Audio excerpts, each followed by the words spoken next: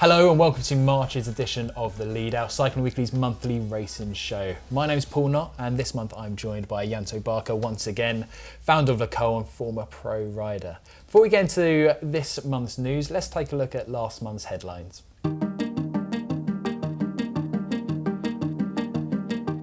Miguel Angel Lopez took the overall win at the Colombia Tour, with Nairo Quintana showing his form once again with a final stage summit finish win. Primoz Roglic won the UAE Tour, including a stage win atop Jebel Jais. It was double delight for Deceuninck Quickstep at the opening weekend as Deceuninck Stibar and Bob Jungels took victory at Omloop Het Nieuwsblad and Kern Brussels Kern. Simon Yates took a stage win at the Ruta del Sol, but it wasn't enough to take the race win as Jakob Fuglsang continued Astana's stellar start to the season, taking the overall victory. And finally, Britain finished 6th in the medals table at the World Track Championships, with Eleanor Barker taking the only gold medal of the competition in the scratch race. So those were the top 5 highlights of the previous month, one of them being the Colombia Tour, which was won by Miguel Angel Lopez. But there was plenty of talking points from that race. It seemed quite a while ago now, so we won't focus too much on the racing. But, I mean, first of all, the crowds. Yeah, passionate crowds, getting stuck in, literally, to people's front wheels. Yeah, of course. Which we did see added drama to that mountaintop finish won by Quintana. But I think they probably would have been a little bit disappointed not to have a home winner. And there were obviously 3 really strong contenders at the front of that race, but Miguel Angel Lopez coming out on top. Yeah, exactly. And I think every single stage in that race was won by a Colombian rider, apart from 2 Deceuninck Quickstep. I think Alaphilippe and Bob Jungels both got a stage as well. But it was a Colombian. It was just the Colombian flag down the results, and it kind of shows almost a changing of the guard. This happens in cycling often. You get like cyclical changes. I think there's a combination of things going on. One, it's the internationalisation of cycling. So the beginning and ends of the season outside of the kind of main European races that obviously grab everyone's attention, and the fact that big teams are sending some of their top riders who naturally are Colombians as well at the Colombia Tour. All of that kind of fuses together to make your focus really strong in those races and those riders, so it's really exciting to watch. Yeah, exactly. And obviously it's not just the old guard of Colombian riders. If we're saying that we've got Ivan Sousa coming through Team Sky, we've got Egan Bernal coming through with Team Sky. I think it's interesting looking at those 2 young riders, although Bernal is very, very young. He comes with so much experience. They are being trained through the biggest and most experienced teams to give them what they need to, do their job in the best way possible. And I watched that actually on that mountain stage where Quintana won. They were waiting for each other. They were very conscious of what each other was doing, where they were in the group, and when there was like a 10 or 15 metre gap to close, they did it together. And I thought that was really mature riding for 2, young and up-and-coming stars, and good to watch. Yeah, definitely. Especially with Bernal, is probably going to get his first crack at GC leadership in the Giro. Yeah, I mean that's a massive statement of validation on his potential, and I think if he can get on the podium, he'll have really made that a strong one and be a huge star for the future to fulfil his potential and hopefully win a Grand Tour if he doesn't do it first time round. Well, you wouldn't bet against him would be the most wildest thing. I mean, moving from Colombia and the crazy crowds to slightly less race experience at the UAE Tour. Equally good race in itself, but a very different kind of supporter experience, and shifting attention to the Giro, which is coming up very quickly. Yeah. Primoz Roglic took the win and looked very, very good. He did. Very good.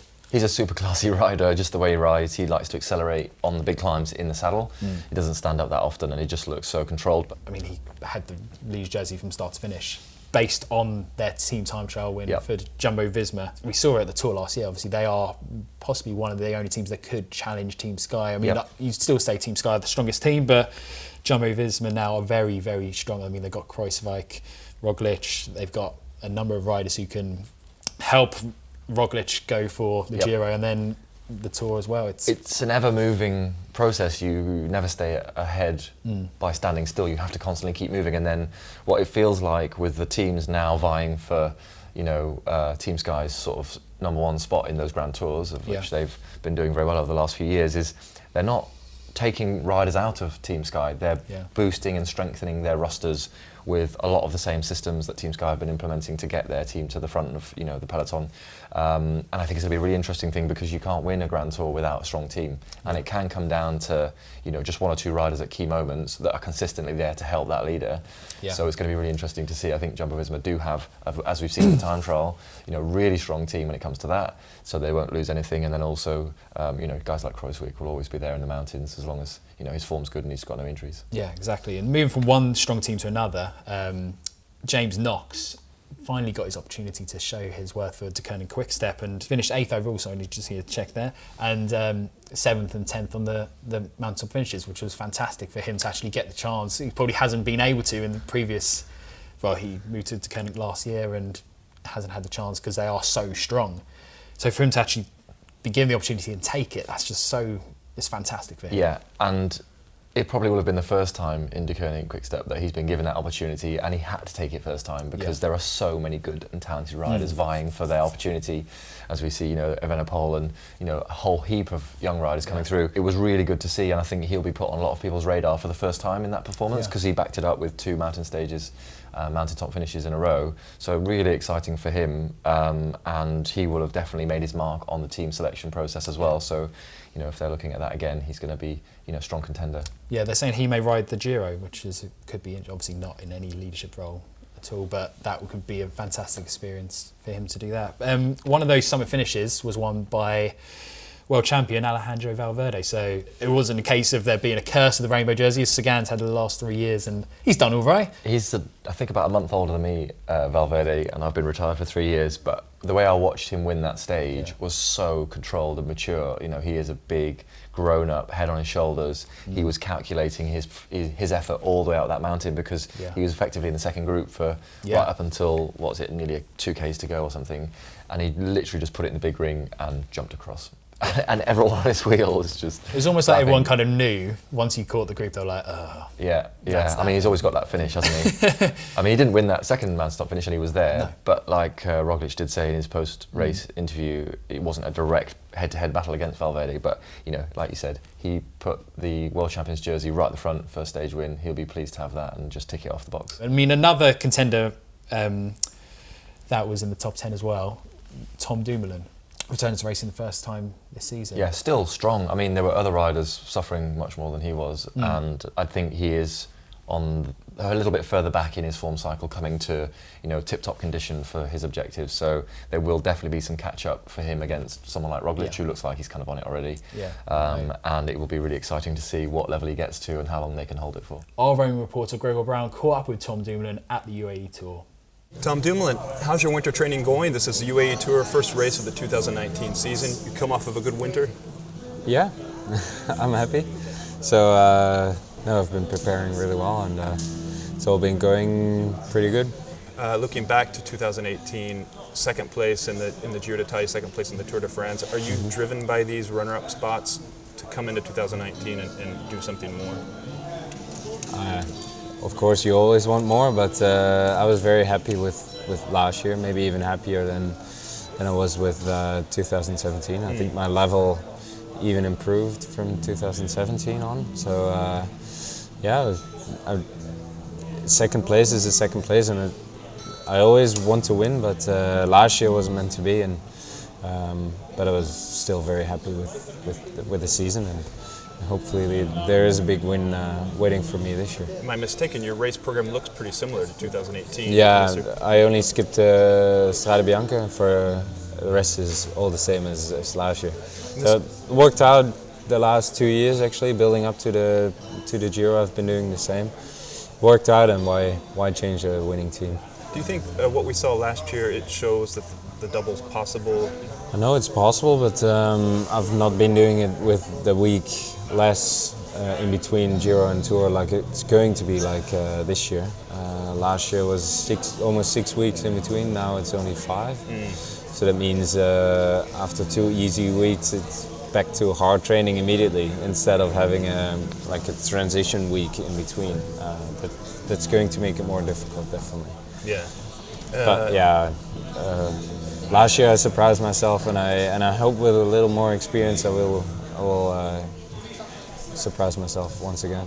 Good to hear from Tom Dumoulin there, finishing second in both the Giro and the Tour last year. And he looks like he's basically riding the same race program this year. He's doing the same build-up as he did for last season. It obviously worked very, very well to an extent. And I mean, where do you see him going this year? He's a super bright rider, very controlled, very mature, and I think there's a lot to be said for doing exactly the same program, because you do have a direct reference that you can overlay onto the year before. Yeah.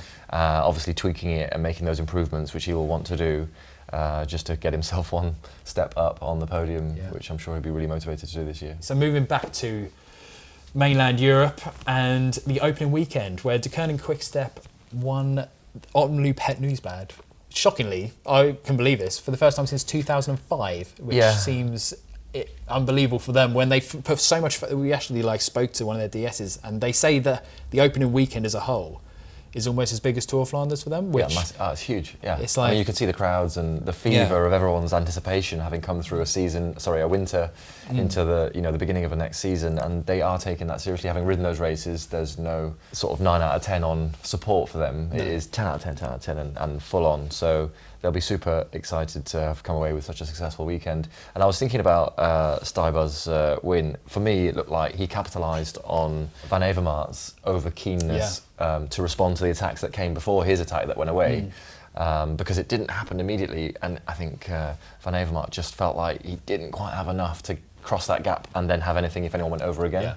So naturally then, Stuyber just insisted, head down, and rode it to the finish. And then Bob Jungels flew up the following day with victory at Brussels-Kern. Yeah, he's a pretty special guy, Bob Jungels. So all-round as well. He's such a talent, and he's very young still, so I think he's only 25 or something. Yeah, exactly.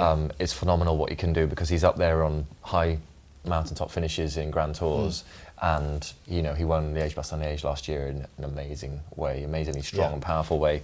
And then I was watching him in the break yesterday, basically just getting everybody flapping in the break as they were coming to the finishing circuit of Kern-Brussels-Kern. It's very flat, it's a few corners, and they're very fast roads as well. Clearly they've done all the climbs previously and everyone's a bit tired, but he just did triple turns, to keep that group ahead as long as it was. And then he was like, well, I may as well just do this on my own then. And that's when he, 16Ks to go, he pulls the pin. And it's interesting that he is still he's going to the Giro this year as team leader, but has won now a Cobble Classic and on as you mentioned, an Ardennes monument. And I mean, it's kind of a bit of a balancing point now, because he was riding these races as like a view to the future. Like, could this maybe, if the GC, the Grand Tour thing doesn't work out, is this? Well, he also talked openly about learning so much about Cobble Classics and even Ardennes Classics, slightly to a lesser degree. But the Cobble Classics, you do need to understand and learn what's happening with them. There are times to take your feed, there are times to go left, there are times to go right. And it's a very, very detailed process that the guys who do it all the time build up that understanding and experience over years and years and years. It's not just strong legs. So he was quite open about having lots to learn, and we could probably see him win 3 or 4 more classics like that, or semi-classics, depending on how you rate them. But very exciting rider, lots to come, and I'm sure we'll see plenty more wins from him. Another big performance this weekend was Owain Doull, who took second at Brussels-Kern, his biggest result of his career so far, and obviously good for Team Sky, because it's kind of, I know this is, like you mentioned, a semi-classic. It's not like Roubaix or Flanders, but that is one thing that is missing from Sky's repertoire of their whole existence. They haven't been able to just get over that hump, and if they could, if that's another rider. You've got Rowe, you've got Stannard, you've got Van Baal, and Doull now as well. I mean, another option. A very different way of getting a result for Owain, because Quick-Step had so many riders. At every point there was a crosswind, they split it 3 or 4 times and it came back together again. So they were always naturally going to have lots of resource and options. But Sky basically had Stannard and Doull, and they had to do a lot of it themselves, and it was really good to see actually Stannard feeling strong and actually pushing the pace and really starting to split the group towards the final selection climbs that they did. And then Owain Doull did a fantastic job in the finale. He was at the front, he was in the breaks, he was in the crosswinds. I was watching kind of earlier on in the race, so it wasn't like he just popped up and got a second. He just literally picked his moment and thought, well, I've got 3 or 4 seconds, that's in 300 metres, that'll do, and went for it and held them off and did a really good job. That was fantastic to see, So there's one last thing we need to kind of mention about Omloop. On Saturday, had a bit of controversy with the women's race, setting off 10 minutes after the men's, and then the breakaway catching the back of the men's race, which is, I mean, obviously it got the headlines I think what's important to recognise is, in hindsight, it probably looks obvious that that was a bit too small a gap. Yeah. But the difference between a breakaway going in the first 3Ks of a men's race and the breakaway taking an hour and a half to go is probably the difference of maybe 10 or 12 Ks an hour on the average speed of that hour and a half. So when the breakaway's gone, and if it doesn't have a lot of riders in, then the peloton's perfectly happy letting it take 15 minutes in a race like that. And that means they're riding at 35 Ks an hour for nearly 45 minutes. And obviously then the women's race, who's racing a lot harder, is going to catch 10 minutes. So when you think about it like that, well, of course, it's a disappointment. But they couldn't stop the men's race, because when they did get going, they were always going to go faster than the women's race. So there would have been 2 disruptions, and plus a transition of changing from a group that's starting behind coming to in front. It wasn't possible to do. Yeah. It's sad and disappointing, but there's plenty of men's races that have been stopped as well through different reasons, and I've been in them. You usually just take it on the chin. It's not a huge issue. It doesn't really change that much in the race, as long as the gaps are all measured and the right people go back in the right groups and that kind of thing. So. Yeah, I think it's just a case of, it's a learning point. They're putting next year won't be starting 10 minutes apart. Well, I think it's probably also down to resource and cost. If they can almost operate those 2 races like one in the road closure and all the expense on resources and that kind of thing, then obviously they'll have chose to do that. But if they had unlimited resources, they'd give them a half an hour gap and make it easy that there's absolutely no chance. We had this at the Tour de Yorkshire last year. The women's race started in the morning and finished before the men's race started, because they were using the same cars, same everything. So I think there's definitely something to learn, but I don't think it was a huge mistake. It wasn't like there was an absolute disaster, and you have to just take these things as they come and find the answers as you go along. Yeah, cool. This month's rider focus is Caleb Ewan. He's just moved to a new team with Lotto Soudal. So let's throw it back to Gregor and see what he had to say at the UAE Tour. So Caleb Ewan, new kit, new season, and how much you've been working with the new team on getting the lead out ready? Yeah, a fair bit. We had our camp in December and we did a lot of lead out training there, but I would say I haven't had my, A-team lead out just yet, and that will come later in the season after some of the guys finish the classics and all that kind of stuff, because at the moment there's half the team that are really going for the classics, and I guess the other half that are doing like Down Under and UAE Tour and stuff like that with me. How important is it to gel with these guys and to do the races early on and get that feeling? Yeah, very important, because obviously when we start with the lead outs, we are going to stuff up some things, we're going to get some stuff right straight away, but it's just learning about what the guy in front of them is going to do. That goes all the way down the lead out line, so it's good when you have a stable team. In the Milan-San Remo, that's a completely different beast than some of these other sprints that you've been doing.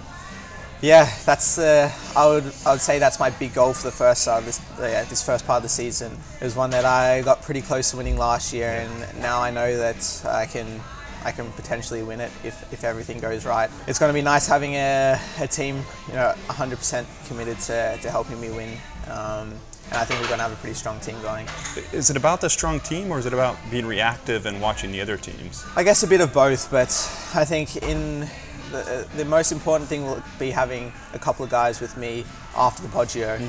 Last year we had that, but the guys that were with me kind of had free rein to do what they want, to go for themselves.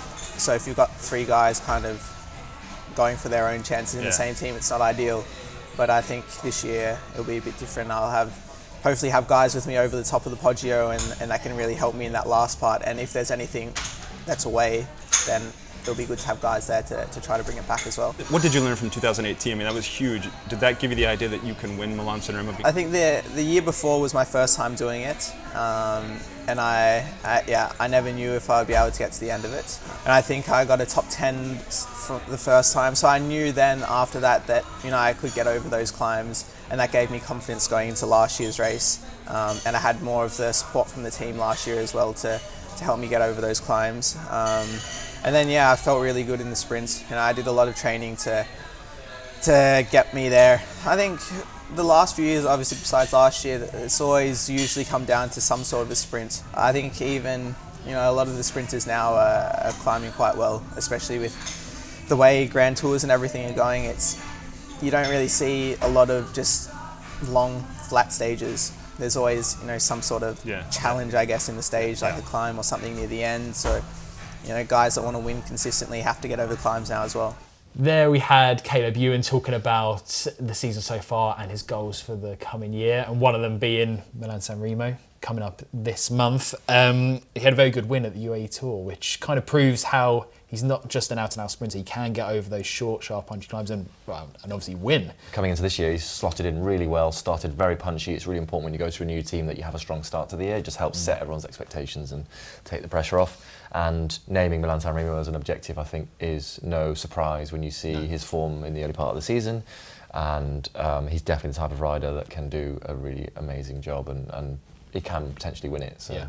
Well, last year he came second overall, but won the bunch sprint behind Nibali. So, I mean, that just shows at the end of 298 kilometres, he's going to be there. He was the strongest rider in the bunch last year. It was just obviously the master of Nibali got away and they couldn't catch him back up. And there's a couple of things that make a big difference in Milan-San Remo in particular, and it does always come down to this pinch point at the Poggio, is wet or dry makes a big difference on how quickly or how many crashes there are on the descent of the Poggio.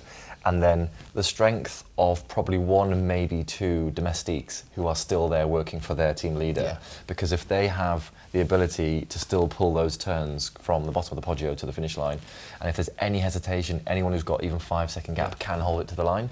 So it'd be really exciting to see, what they've got. And, clearly they'll have been going for this for Caleb Ewan, and they will be thinking about who's going to be that person that will make sure there's no hesitation in the group that's trying to go for the win. With the new team this year as well, it's very, like we were mentioning just before we came on camera, about how it's very different to a Grand Tour. You can't prepare for this really. It's if someone goes, you've got to follow, or your teammates got to follow. You can't just rely on a sprint train to bring it back, because that's not how the Milan-San Remo works. It's very much like you've got to react constantly to what happens. Absolutely. And as a spectator to the race, you want to see something unusual happen. You want to see them have to respond, or like Nibali attacking. He's a very exciting rider and he likes to do that. So in some ways you kind of want there to be fireworks on the last climb, but in other ways they will be trying to work as a rider. You're trying to work to the most predictable and probable way to get a result, and all your attention and resources are focused on sticking to that plan. So anything that looks like it's going to pull you off that plan, you're trying to get it back in, wrestle it back into place, and make sure you've got the best probability of doing your race and coming away with your result. Moving on to this month's 30-second effort, where we give our host, which this week will have to be me as well, 30 seconds to defend one side of an argument. And when I say one side this month, it's a bit of an open rein. The question is, who do you think is going to win Milan-San Remo, and Good question. why?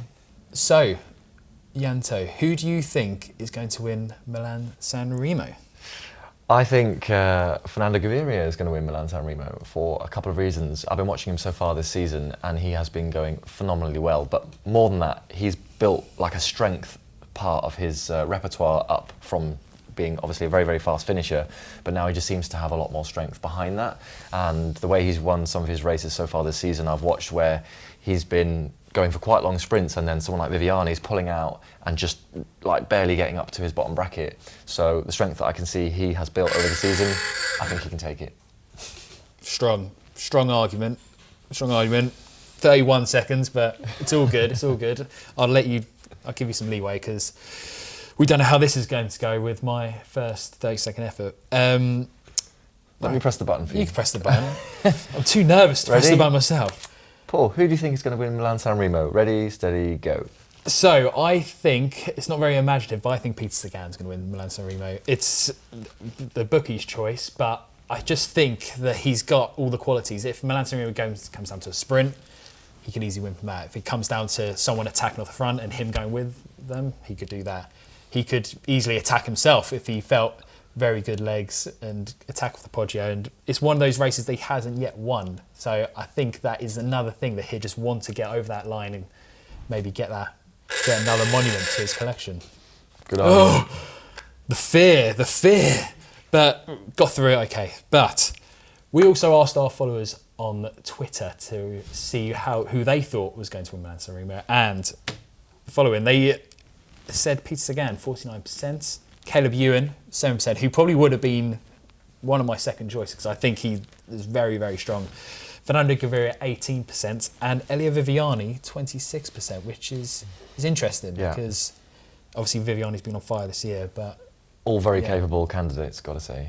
Before we get to Milan-San Remo, we have two very intriguing stage races to get to. And the first one that we want to talk about is Paris-Nice, which I don't know about you, but I always feel like this is the classic start of the season. It's funny, when you say classic, I think of it more in the classic style racing stage race, because there is often wind, rain, climbs, breakaways, all sorts. It gets really gritty and difficult with the conditions quite often that are a lot harder than a lot of people are kind of really thinking, because you think Paris-Nice, oh yeah, sunny, but they have to go through... The race to the sun. Yes, but it still rains. The northern part of Europe and France is still miserable at this time of year, so actually you do get a very gritty, tough winner, and it's always quite exciting as well. Yeah, exactly. And then this race this year, it's kind of follows that similar kind of parcours as previous years. So the first four stages are pretty flat. They're pretty much nailed on for sprint finishes. Then you've got an individual time trial, and then two very intriguing stages right at the end, as they usually bookend the race with around Nice, including a summit finish up the Col de Torini, which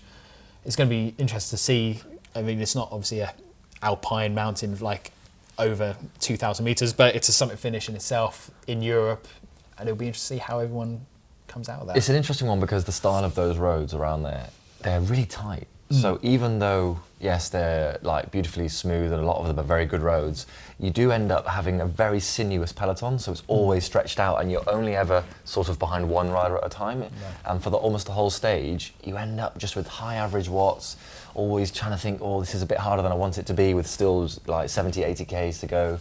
And then obviously then the gaps start to happen because people aren't sitting in a bunch at sort of 50 Ks an hour just with sort of 10 guys around them. It's a different type of race. Yeah. So it does create a tough stage, and it will create a really viable winner. We've got Simon Yates, we've got the three Colombians, Egan Bernal, Lopez and Quintana, fresh off their successes on home turf, but coming back to Europe now to prepare for the rest of the season. I've been trying to decide if they're watching the races so far this season, there's been more crashes than usual, but it does feel like there's been a lot. So the reason I say that is all of those riders will be really, really conscious about not falling off and hurting or breaking anything, especially in the build-up to their main objectives, which is coming a little bit later. There's also a good collection of sprinters going to Paris. I mean, we've got Michael Matthews, we've got Christoph, we've got Sam Bennett, who won a stage at the UAE Tour as well, and he's coming off a strong Giro last year, but he's only riding the Vuelta this year, which is a bit of a shame for him. So it's a good collection of riders going ahead to Milan-San Remo as well. Yeah, definitely, and it's obviously an opportunity to be in a yellow jersey, a leader's jersey for 3, 4, 5 days if they can really do it. That's a big objective, and any of those sprinters have all shown they're already going well, so it's going to be quite exciting to watch in a new Northern European stage race type setting, not Emirates style racing where there's quite often 4 or 5 lane highways that they race down, and just a lot more technical finishes. I think you'll see it'll be interesting. No, exactly. And then another stage race which is kind of runs concurrently to Paris is Torino Adriatico, which is the race between two seas, but it's the race between two time trials in effect. So we start off with a team time trial and then finish off with an individual one. And I mean, they don't usually change the parcours as much from previous year. A few punchy stages, but it does show who's going well out of the GC riders, even though it's not like a Grand Tour replica. What you said about Paris-Nice also applies to Torino, in that someone like Greg Van Avermaet, who's taken a stage, not an all-out sprinter, but very, very capable, and then holding it much further into the mountains as they start to climb, when you do have Roglic or Alaphilippe starting to attack each other, and Greg Van Avermaet's just suffering on the wheel, trying to hold a group of sort of 10 or 12 or lose 10 or 15 seconds when he's still got a little bit more in hand. So it will, again, be quite an exciting watch for all of those main contenders. Are going to be absolutely needing to nail their preparation in terms of going towards their next objectives. No, so exactly. And those main contenders are including Primoz Roglic and Tom Dumoulin, once again fighting off against each other ahead of their Giro. But we also got Julian Alaphilippe, who, when it comes to 1 week stage races like this, he's got to be the favourite, one of the favourites to come out on top, because this is what he's built for. Yeah, I think I wouldn't expect him to win this one, to be honest. No, that's just my opinion. When you've got Dumoulin, Roglic, those guys just a little bit more all round. Alaphilippe is incredibly talented, but he's a bit like small and light. Like Roglic, just a little bit more weight to him means he can do those time trials and just be a bit more all round. But it's still going to be exciting, and clearly there's going to be a strong front group in that race. Yeah, and then basically all the remaining sprinters who aren't at Paris-Nice, they're coming to Turin. So we've got Viviani, Sagan, Gaviria, And with Milan-San Remo the week after, they're going to be in Italy. That is basically why they're there. Like, it's an absolute to prep test for that. because those sprinters who want to win, have an objective to win Milan-San Remo, they have to get over some climbs. And Tirreno Adriatico is a perfect place to make sure that they've got that preparation, that climbing preparation in their legs before they go to their main objective. No, of course. And there's also a rider, Geraint Thomas, who is meant to be riding Tirreno Adriatico, and it still hasn't, as we're filming today, hasn't been confirmed by the team if he's riding the Giro, if he's riding the Giro and the Tour, if he's riding just the Tour. I mean, he's come out and said, I'm just riding the Tour and that's it, it's done. But there's real strong media presence. Like Fausto Pinarello said himself, said he's seen a start list, Thomas is on it.